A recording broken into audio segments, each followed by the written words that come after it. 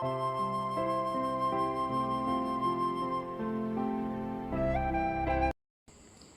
ക്ലാസ്സിൽ നമ്മൾ loss of മോഷനായിട്ട് ബന്ധപ്പെട്ട കുറച്ച് പ്രോബ്ലംസ് ആണ് ചെയ്യാൻ പോകുന്നത്. ഒന്നാമത്തെ problem, A motor cycle and A bus moving with same momentum which of them has greater kinetic energy. ഇതൊരു പ്രീവിയസ് ക്വസ്റ്റ്യൻ കൂടിയാണ്. അതായത് ഒരു മോട്ടോർ സൈക്കിളും ബസ്സും ഒരേ മൊമെൻറ്റത്തിലാണ് മൂവ് ചെയ്തത്. അപ്പോൾ ആർക്കാണ് ഗ്രേറ്റർ കൈനറ്റിക് എനർജി എന്നാണ് ചോദിച്ചത്. അപ്പോൾ കൈനറ്റിക് എനർജിയും മൊമെൻറ്റവും മാസും തമ്മിലുള്ള ഒരു റിലേഷൻ നമ്മൾ ഫസ്റ്റ് ഡിറൈവ് ചെയ്യണം. നമുക്കറിയാം മൊമെൻറ്റം എന്ന് പറഞ്ഞാൽ മൂവിങ് ബോഡീസിൻ്റെ പ്രോപ്പർട്ടിയാണ്. Momentum P equal to mass into വെലോസിറ്റിയാണ്. ഇനി കൈനറ്റിക് എനർജിയുടെ ഇക്വേഷൻ നമുക്കറിയാം. Kinetic energy equal to half mv² ആണ്, ഇല്ലയോ? നമ്മുടെ ഈ ഇക്വേഷൻ്റെ ന്യൂമറേറ്ററിലും ഡിനോമിനേറ്ററിലും ഞാൻ ഒരു m കൊണ്ട് മൾട്ടിപ്ലൈ ചെയ്യുന്നു, m കൊണ്ട് ഡിവൈഡ് ചെയ്യുന്നു. വ്യത്യാസം വരത്തില്ലല്ലോ ഇക്വേഷൻ. അപ്പോൾ ഇക്വേഷൻ എങ്ങനെ മാറും? ഹാഫ് ഇൻറ്റു m കൂടെ m² v² divided by m. ഇനി നമുക്കറിയാം പി ഈക്വൽ ടു mv ആണെന്ന്. അപ്പോൾ m² v² പകരം നമുക്ക് എന്തെന്ന് കൊടുക്കാം? p² എന്ന് കൊടുക്കാം. അപ്പോൾ kinetic energy equal to p² by 2m എന്ന് കിട്ടും. അപ്പോൾ കൈനറ്റിക് എനർജിയും മൊമെൻറ്റവും തമ്മിലുള്ള റിലേഷൻ എങ്ങനെയാണ്? കൈനറ്റിക് എനർജി മൊമെൻറ്റത്തിന് ഡയറക്റ്റ്ലി പ്രൊപ്പോർഷണലും മാസിന് ഇൻവേഴ്സിലി പ്രൊപ്പോർഷണലാണ്. അപ്പോൾ നമുക്ക് ക്വസ്റ്റ്യൻ തന്നിട്ടുണ്ട് രണ്ടിനും സെയിം മൊമെൻറ്റമാണ്. അപ്പോൾ കൈനറ്റിക് എനർജി മൊമെൻറ്റത്തിനനുസരിച്ച് ഇപ്പോൾ വേരി ചെയ്യില്ല. കാരണം എന്താണ്? രണ്ടിനും സെയിം മൊമെൻറ്റം തന്നെ. അപ്പോൾ പിന്നെ വേരി ചെയ്യുന്ന ക്വാണ്ടിറ്റി ഏതാണ്? അതിൻ്റെ മാസാണ്. അപ്പോൾ കൈനറ്റിക് എനർജിയും മാസും തമ്മിലുള്ള റിലേഷൻ എങ്ങനെയാണ്? Kinetic energy is inversely proportional to mass. അപ്പോൾ മാസ് കുറവുള്ള ആൾക്ക് കൈനറ്റിക് എനർജി എന്തായിരിക്കും? കൂടുതലായിരിക്കും. അല്ലെ തിരിച്ചു പറയുകയാണെങ്കിലോ, മാസ് കൂടുതലാണെങ്കിൽ കൈനറ്റിക് എനർജി എന്തായിരിക്കും? കുറവായിരിക്കും. അപ്പോൾ തന്നേക്കുന്നതിലും മാസ് കുറവുള്ളത് ആർക്കാ? മോട്ടോർ സൈക്കിളിനാണോ ബസ്സിനാണോ? മോട്ടോർ സൈക്കിളിനാണ് മാസ് കുറവ്. അപ്പോൾ ആർക്കായിരിക്കും കൈനറ്റിക് എനർജി കൂടുതൽ?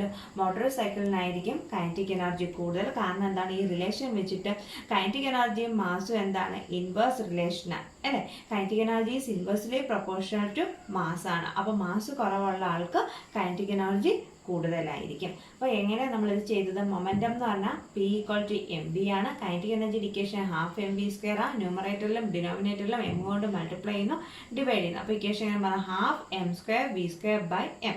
ഇനി പി ഈക്വൽ ടു mv ആണ്. അപ്പോൾ m² v² പകരം നമുക്ക് എന്തെന്ന് കൊടുക്കാം? p² എന്ന് കൊടുക്കാം. അപ്പോൾ p² ഡിവൈഡ് ബൈ 2m ആണ്. അല്ലെങ്കിൽ കൈനറ്റിക് എനർജി എന്ന് പറയുന്നത് മാസിന് ഇൻവേഴ്സ്ലി പ്രൊപ്പോർഷണലാണ്. അപ്പോൾ മാസ് കുറവുള്ള ആൾക്ക് കൈനറ്റിക് എനർജി കൂടുതലായിരിക്കും. അതുകൊണ്ട് മോട്ടോർ സൈക്കിളിന് എന്ത് കൂടുതലായിരിക്കും? കൈനറ്റിക് എനർജി കൂടുതലായിരിക്കും. അടുത്ത problem, A car and A truck have the same kinetic energy at a certain instance while they are moving along two parallel roads. If the mass of the truck is 100 times greater than that of the car, find the ratio of velocity of the truck to that of the car. അതായത് ഒരു കാറിനും ട്രക്കിനും same kinetic എനർജിയാണ്. അപ്പോൾ at a certain instance while they are moving along two parallel roads. അപ്പം same kinetic energy ആണ് രണ്ട് parallel റോഡ്സിലൂടെ അവർ move ചെയ്യുമ്പോൾ എന്ന് തന്നിട്ടുണ്ട്. പിന്നെന്താ പറഞ്ഞിരിക്കുന്നത്? ട്രക്കിൻ്റെ മാസ് എന്ന് പറയുന്നത് 100 times greater than that of the car. ഈ കണ്ടീഷനും തന്നിട്ടുണ്ട്. അങ്ങനെയാണെങ്കിൽ അവയുടെ വെലോസിറ്റിയുടെ റേഷ്യോ കണ്ടുപിടിക്കാനാണ് പറഞ്ഞിരിക്കുന്നത്. അപ്പോൾ നമുക്ക് കൈനറ്റിക് എനർജി രണ്ടിൻ്റെയും സെയിം ആണെന്ന് തന്നിട്ടുണ്ട്. അപ്പോൾ നമുക്ക് എങ്ങനെ എഴുതാം? Half m1 v1² equal to half m2 v2² എന്ന് എഴുതാം. ഇനി m1 എന്ന് പറയുന്നത് കാറിൻ്റെ മാസാണ്. അത് നമ്മൾ m എന്ന് എടുക്കുന്നു. m2 എന്ന് പറഞ്ഞാൽ ട്രക്കിൻ്റെ മാസാണ്. അത് എത്രയാണ് തന്നിട്ടുള്ളത്? 100 times greater than that of the car. അപ്പോൾ എന്തെന്ന് എഴുതാം? 100 ഇൻറ്റു m. ഇനി വാല്യൂ സബ്സ്റ്റിറ്റ്യൂട്ട് ചെയ്യാം. അപ്പോൾ ഇവിടെ ഹാഫ് ക്യാൻസൽ ആയിപ്പോവും. ബാക്കി കാറിൻ്റെ mass m into v1² equal to 100 m into v2². ഇനി m ക്യാൻസൽ ആയിപ്പോവും. ബാക്കി എന്തുണ്ട്? v1² by v2² equal to 100 by 1. അല്ലെങ്കിൽ നമുക്ക് എന്തെന്ന് എഴുതാം? v1 ബൈ v2 എന്ന് പറഞ്ഞാൽ അതിൻ്റെ റൂട്ട് എടുക്കുക, 10 ബൈ 1. അപ്പോൾ അവിടെ വെലോസിറ്റിയുടെ റേഷ്യോ എങ്ങനെ എഴുതാം? v1 is v2 equal to 10:1. ആർക്കായിരിക്കും വെലോസിറ്റി കൂടുതൽ വരുന്നത്? കാറിനായിരിക്കും, അല്ലേ? നമ്മൾ അതിൻ്റെ റിലേഷൻ നേരത്തെ പഠിച്ചതാണ്, അല്ലേ? കൈനറ്റിക് എനർജി എന്ന് പറയുന്നത് ഇൻവേഴ്സ്ലി പ്രൊപ്പോർഷണൽ ടു മാസ് ആണ്. മാസ് കുറവുള്ള ആൾക്ക് എന്ത് കൂടുതലായിരിക്കും? കൈനറ്റിക് എനർജി കൂടുതലായിരിക്കും. കൈനറ്റിക് എനർജി കൂടുതലെന്ന് പറയുമ്പോൾ അവിടെ വെലോസിറ്റിയുടെ വാല്യൂ എന്തായിരിക്കും? കൂടുതലായിരിക്കും. അപ്പോൾ ഇവിടെ വെലോസിറ്റിയുടെ റേഷ്യോ എത്രയാണ്? 10:1 ആണ്.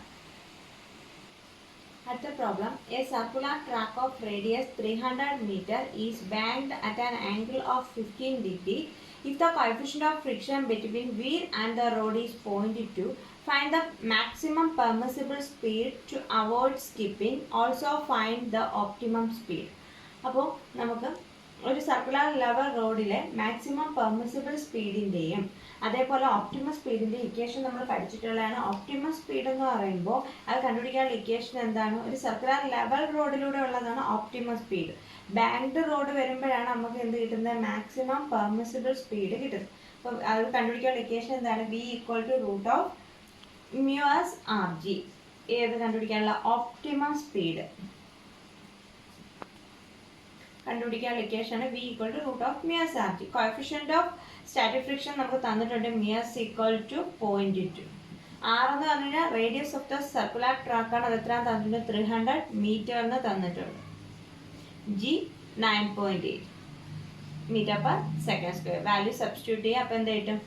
μs 0.2, r 300 ഇൻറ്റു g എത്രയാണ്?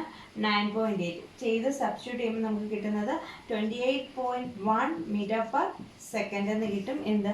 Optimum speed. ഇനി അടുത്തത് നമുക്ക് കണ്ടുപിടിക്കേണ്ടതെന്ന് പറഞ്ഞാൽ maximum permissible speed. Direct equation അത് സബ്സ്റ്റിറ്റ്യൂട്ട് ചെയ്താൽ മതി. അടുത്തതെന്ന് പറഞ്ഞാൽ മാക്സിമം പെർമിസിബിൾ സ്പീഡ് കണ്ടുപിടിക്കണം. മാക്സിമം പെർമിസിബിൾ സ്പീഡ് കണ്ടുപിടിക്കാനുള്ള equation Vmax = √rg into μs minus tan theta. Equation കാണാൻ പഠിക്കേണ്ടതാണ്. Divided by 1 minus μs tan theta. അപ്പം മാക്സിമം പെർമിസിബിൾ സ്പീഡിൻ്റെ ഇക്വേഷൻ എന്താണ്? rg into √rg into μs minus tan theta divide by 1 minus μs tan theta. Values എല്ലാം ഉണ്ട്. Substitute ചെയ്താൽ മതി. Radius എത്രയാണ്? 300, g 9.8, μs 0.2 minus tan theta, അതായത് banked angle എത്രയാണ്? 15 ഡിഗ്രി. അപ്പോൾ tan 15 divided by 1 minus 0.2 into tan 15. കാൽക്കുലേറ്ററിൽ ഇത് ചെയ്ത് നോക്കാം. ചെയ്ത് നോക്കുമ്പോൾ നമുക്ക് കിട്ടുന്ന ആൻസർ എന്ന് പറഞ്ഞു കഴിഞ്ഞാൽ 38.1 meter/second ആണ്. എന്നാൽ ഓപ്റ്റിമം സ്പീഡ് എത്രയായിരുന്നു? ഓപ്റ്റിമം സ്പീഡ് നമ്മൾ നേരത്തെ കണ്ടുപിടിച്ച എത്രയായിരുന്നു? 28.1 meter/second ആയിരുന്നു നേരത്തെ നമ്മൾ കണ്ടുപിടിച്ച ഓപ്റ്റിമം സ്പീഡ്. അപ്പം മാക്സിമം പെർമിസിബിൾ സ്പീഡ് എത്രയാണ്? 38.1 meter/second². രണ്ടും നമുക്ക് ഡയറക്റ്റ് ഇക്വേഷൻ അറിയാവുന്നതാണ്. ഡയറക്റ്റ് വാല്യൂസ് തന്നിട്ടുണ്ട്. സബ്സ്റ്റിറ്റ്യൂട്ട് ചെയ്താൽ മാത്രം മതി. അടുത്ത problem A constant rotating force of 50 Newton is applied to a body of mass 20 kg moving initially with a speed of 15 meter/second. How long does the body takes to stop? അതായത് ഒരു constant retarding force 20 kg മാസ്സുള്ള ഒരു ഒബ്ജക്റ്റിൽ നമ്മൾ apply ചെയ്യാണ് initially with a speed of 15 meter/second. അപ്പോൾ എത്ര സമയം എടുക്കും ആ ഒബ്ജക്റ്റ് സ്റ്റോപ്പ് ചെയ്യാനെന്നാണ് ചോദിച്ചത്. അപ്പോൾ നമുക്കിവിടെ തന്നേക്കുന്ന ഫോഴ്സ് ഏതാണ്? റിട്ടാർഡിംഗ് ഫോഴ്സ് ആണ് തന്നത്. അപ്പോൾ റിട്ടാർഡിംഗ് ഫോഴ്സ് ആകുമ്പോൾ എഫിൻ്റെ വാല്യൂ നമ്മൾ നെഗറ്റീവായിട്ട് എടുക്കണം. അതായത് ഒപ്പോസ് ചെയ്യുന്ന ഫോഴ്സ് ആണ്. അപ്പോൾ എഫ് = -15 Newton. മാസ് എത്രയാണ് തന്നിട്ടുണ്ട്? 20 kg. ഇനി ഇനിഷ്യൽ വെലോസിറ്റി എത്രയാണ് തന്നിട്ടുണ്ട്? 15 meter/second. Initially with a speed, അതായത് initial velocity 15 meter/second. Final velocity എന്ന് പറഞ്ഞാൽ എന്താ? സ്റ്റോപ്പ് ചെയ്യാൻ എടുക്കുന്ന ടൈം. അപ്പോൾ ഫൈനൽ വെലോസിറ്റി എത്രയാകണം? 0 meter/second ആകണം. എത്ര സമയം എടുക്കും അത് സ്റ്റോപ്പ് ചെയ്യാൻ എന്നാണ് ചോദിച്ചേക്കുന്നത്. അപ്പോൾ നമുക്ക് സ്റ്റോപ്പ് ചെയ്യാനുള്ള ടൈം കണ്ടുപിടിക്കണമെങ്കിൽ നമുക്ക് ഇക്വേഷൻസ് ഓഫ് മോഷൻ അറിയാം. v = u + at അറിയാം. അതിൽ v ഉണ്ട്, u ഉണ്ട്, എയും ടിയും ഇല്ല. പക്ഷെ ആക്സിലറേഷൻ കണ്ടുപിടിക്കാൻ വേണ്ടി നമുക്ക് എഫും എം എന്താണെന്ന് നമുക്കറിയാം. f = ma ആണെന്നറിയാം. അതിൽ നിന്ന് ആക്സിലറേഷൻ = എന്തെന്ന് കിട്ടും? f/m. എഫിൻ്റെ വാല്യൂ എത്രയാണ്? -50/20 ചെയ്യുമ്പോൾ എത്ര വരും? -2.5 meter/second² കിട്ടും ആക്സിലറേഷൻ. ആക്സിലറേഷൻ കിട്ടിക്കഴിഞ്ഞാൽ അപ്പോൾ വെലോസിറ്റിയുടെ value final velocity 0, initial velocity 15, acceleration -2.5 into T. അപ്പോൾ 15 = 2.5 t ഓർ t = എന്താണ്? 15 ഡിവൈഡഡ് ബൈ 2.5.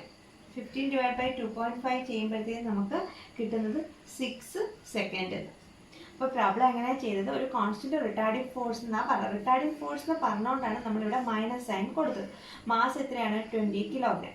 അപ്പോൾ അതിൽ നിന്ന് ആക്സലറേഷൻ കിട്ടും A=F/m വെച്ചിട്ട് ആക്സലറേഷൻ കിട്ടി.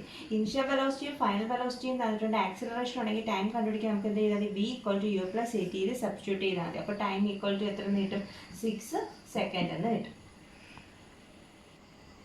അടുത്ത problem, A constant force acting on A body of mass 3 kilogram changes it's speed from 2 meter per second to 3.5 meter per second in 25 seconds. The direction of motion of body remains unchanged.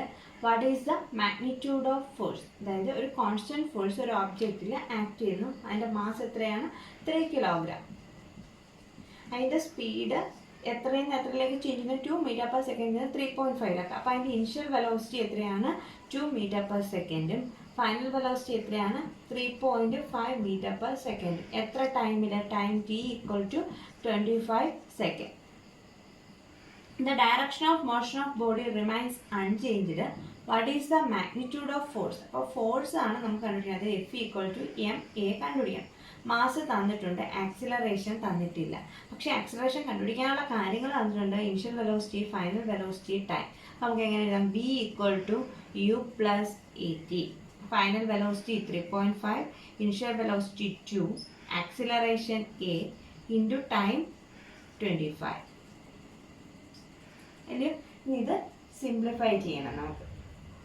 അപ്പോൾ ഇത് simplify ചെയ്യുമ്പോഴത്തേക്കും 3.5 - 2 ചെയ്യുമ്പോൾ 1.5 = 25a, or acceleration = 25 divided by 1.5 ചെയ്യുമ്പോൾ നമുക്ക് 0.06 meter per second എന്ന് വരും.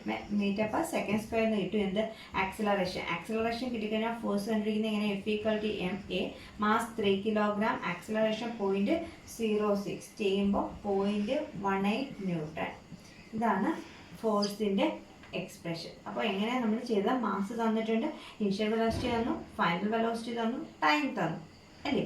അങ്ങനെയാണെങ്കിൽ velocity കണ്ടുപിടിക്കുന്നത് എങ്ങനെയാണ്? V=u+at ആണ്. വെലോസിറ്റിയുടെ വാല്യൂ, ഫൈനൽ വെലോസിറ്റി അറിയാം 3.5, ഇനിഷ്യൽ വെലോസിറ്റി 2, ആക്സിലറേഷൻ അറിയത്തില്ല. അപ്പോൾ ആക്സിലറേഷൻ കണ്ടുപിടിക്കാൻ വേണ്ടി നമുക്ക് എന്ത് ചെയ്യാം? ഇത് മൈനസ് ചെയ്യാം. അപ്പോൾ acceleration 25/1.5 0.06 meter per second square വരും. അപ്പോൾ ഫോഴ്സ് എന്ന് പറഞ്ഞാൽ m×a ആണ്. മാസ് തന്നിട്ടുണ്ട്, ആക്സിലറേഷൻ കിട്ടി. അപ്പോൾ ഫോഴ്സ് എത്ര കിട്ടും? 0.18 ന്യൂട്ടൺ.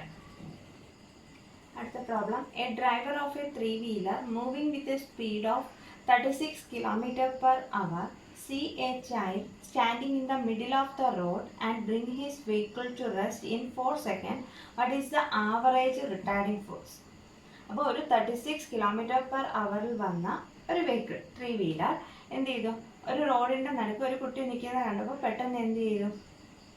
അദ്ദേഹത്തിൻ്റെ വെഹിക്കിള് ബ്രേക്ക് അപ്ലൈ ചെയ്ത് റെസ്റ്റിൽ കൊണ്ടുവന്നു. അപ്പോൾ ആ റെസ്റ്റിൽ കൊണ്ടുവരാൻ വേണ്ടുന്ന ആവറേജ് റിട്ടാർഡിംഗ് ഫോഴ്സ് എത്രയാണെന്നാണ് ചോദിച്ചിരിക്കുന്നത്. റിട്ടാർഡിംഗ് ഫോഴ്സ് എന്ന് പറഞ്ഞാൽ എന്താ? അവിടെ മൂവ്മെൻറ്റിനെ ഒപ്പോസ് ചെയ്യാൻ വേണ്ടിയിട്ടാണ് നമ്മൾ ഫോഴ്സ് കൊടുക്കുന്നത്. അതുകൊണ്ടാണ് നമ്മൾ എന്താണ് റിട്ടാർഡിംഗ് ഫോഴ്സ്. അപ്പോൾ ഫോഴ്സ് കണ്ടുപിടിക്കുമ്പോൾ നമുക്ക് കിട്ടുന്ന വാല്യൂ എന്തായിരിക്കും? നെഗറ്റീവ് ആയിരിക്കും. ഇനി mass of the vehicle 400 kilogram തന്നു, mass of the driver 65 kilogram. അപ്പോൾ ടോട്ടൽ മാസ് എന്ന് പറയുന്നത് വെഹിക്കിളിൻ്റെ മാസ് പ്ലസ് ഡ്രൈവറിൻ്റെ മാസ് എടുക്കണം. അപ്പോൾ എത്രയാണ്? 400 + 65 ചെയ്യുമ്പോൾ എത്ര വരും? 465 കിലോഗ്രാം വരും ടോട്ടൽ മാസ്. ഇനി ഇനിഷ്യലി വന്ന സ്പീഡാണ് 36 km/h. അപ്പോൾ ഇനിഷ്യൽ വെലോസിറ്റി 36 km/h. അതിനെ മീറ്റർ പെർ സെക്കൻഡിലോട്ടാക്കാൻ നമ്മൾ എന്ത് ചെയ്യണം? 5/18 കൊണ്ട് മൾട്ടിപ്ലൈ ചെയ്യുക. അപ്പോൾ നമുക്ക് എത്ര കിട്ടും? ഇത് ചെയ്യുമ്പോൾ 2 meter per second എന്ന് കിട്ടും ഇനിഷ്യൽ വെലോസിറ്റി. ഫൈനൽ വെലോസിറ്റി എന്ന് പറഞ്ഞാൽ എന്താണ്? വെഹിക്കിൾ സ്റ്റോപ്പ് ചെയ്തത്. അപ്പം 0 meter per second. എത്ര സമയം കൊണ്ട്? t4 second. അപ്പോൾ ഇത്രയും ഉണ്ടെങ്കിൽ നമുക്ക് ആക്സിലറേഷൻ കണ്ടുപിടിക്കാം, അല്ലേ? ആക്സിലറേഷൻ എന്ന് പറഞ്ഞു കഴിഞ്ഞാൽ എത്രയാണ്? V=u+at. അല്ലെങ്കിൽ ആക്സിലറേഷന് വരെ നമുക്ക് എങ്ങനെ എഴുതാം? v-u/t. Final velocity 0, initial velocity 10 divided by 4. -10/4 ചെയ്യുമ്പോൾ എത്ര വരും? -2.5 meter per സെക്കൻഡ് സ്ക്വയർ നീട്ടും ആക്സിലറേഷൻ അത്രയും വന്നു കഴിഞ്ഞാൽ ഫോഴ്സ് കണ്ടുപിടിക്കാം. Mass into acceleration. മാസ് എത്രയാണ്? 465 ആക്സിലറേഷൻ -2.5 ചെയ്യുമ്പോൾ -1162.5 ന്യൂട്ടൺ എന്ന് കിട്ടും ടോട്ടൽ ഫോഴ്സ്. കാൽക്കുലേറ്റ് ചെയ്ത് നോക്കിയാൽ മതി. അപ്പോൾ നമുക്ക് ഇവിടെ നെഗറ്റീവ് വാല്യൂ വരാൻ കാരണം എന്താണ്? റിട്ടാർഡിങ് ഫോഴ്സ് ആണ്. ആക്സിലറേഷൻ്റെ വാല്യൂ എത്ര വരും?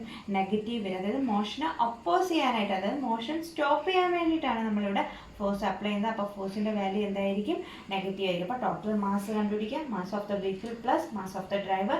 ഇനിഷ്യൽ വെലോസിറ്റി തന്നിട്ടുണ്ട്, km/h m/s ഫൈനൽ വെലോസിറ്റി തന്നിട്ടുണ്ട്, ടൈം തന്നിട്ടുണ്ട്. അപ്പോൾ വെലോസിറ്റി v = u + at യിൽ നിന്ന് ആക്സിലറേഷൻ കണ്ടുപിടിക്കുക. ആക്സിലറേഷൻ കിട്ടിക്കഴിഞ്ഞാൽ ഫോഴ്സ് എന്താണ്? F = ma ആണ്.